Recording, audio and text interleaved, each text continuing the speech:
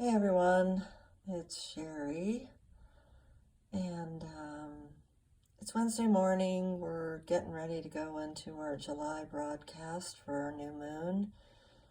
And I thought today I was going to come in and share with you raw, vulnerably, and authentically.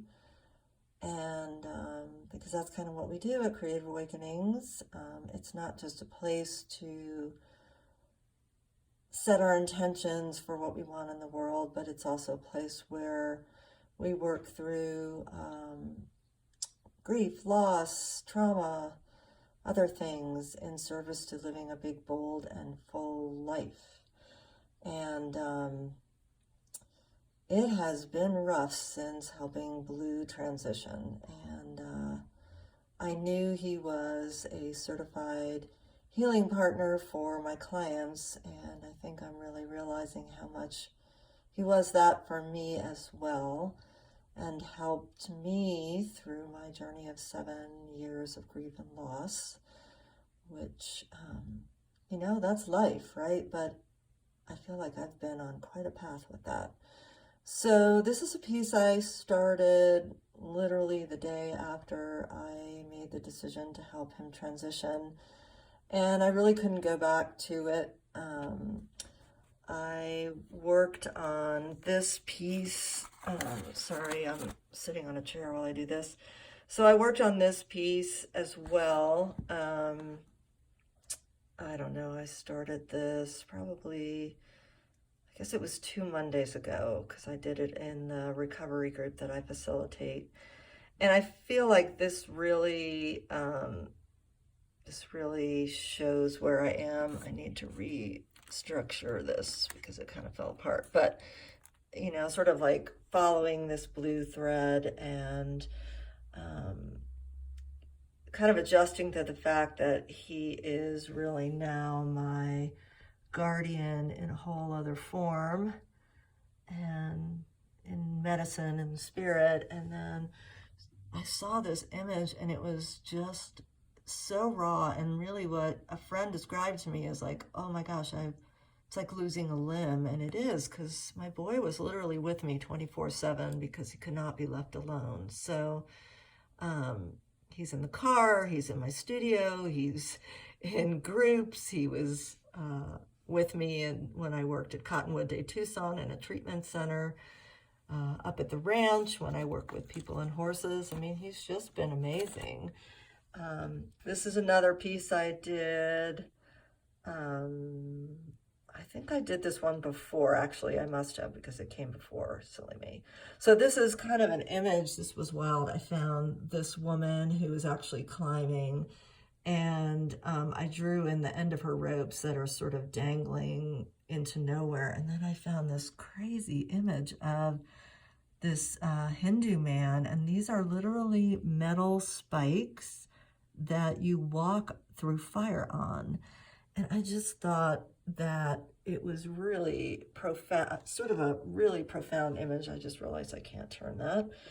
And then this is the second part of that. And, like drink water works, because as a recovering person, there's this feeling sort of, floating in the abyss. And then if you open this, you see that there's this sort of beautiful shimmering mask that reveals that, which I will tell you, it was more of a thought than it ever has been, but I know better. Not going to solve anything. So it felt good to really honor it and say that was a truth, and that through this medicine journaling, I can work through it without actually doing it. And then this was a letter that I wrote to Blue after I made the decision and after I had put him to sleep and helped him transition and asked for forgiveness. And then we come to this page again that I started the day after he passed in the Art, Healing, and Hope class. And I just finished, well, it's not completely finished, but it's getting closer. So I had only added these 2 pieces that day, and that's all I could manage. And then it says, away is where you never have to leave anyone behind. And then there's this gorgeous, gorgeous poem that I found after my mom passed away. And then while I was working, someone sent me a card, and inside the card was this really cool puzzle piece. And then while I was working with the women on Monday this week, I found this image that just, oh my gosh, this beautiful goddess woman just spoke to me. I feel like she's carrying my boy now in her arms, and I loved this.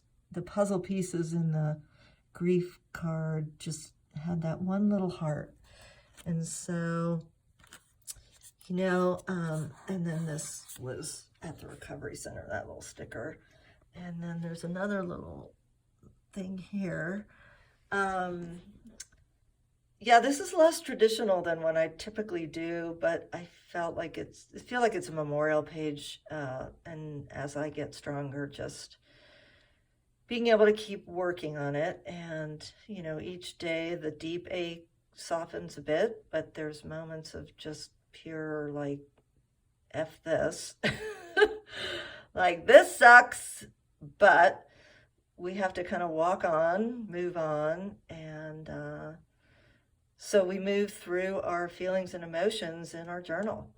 And that's what it's here for, and that's what it's about. And I hope this inspires some of you who may be struggling with some things to kind of do some medicine journaling of your own. And if you're interested, I did an online class of that, which is still available, but that's not why I'm doing this. So I want you to have a wonderful, wonderful day.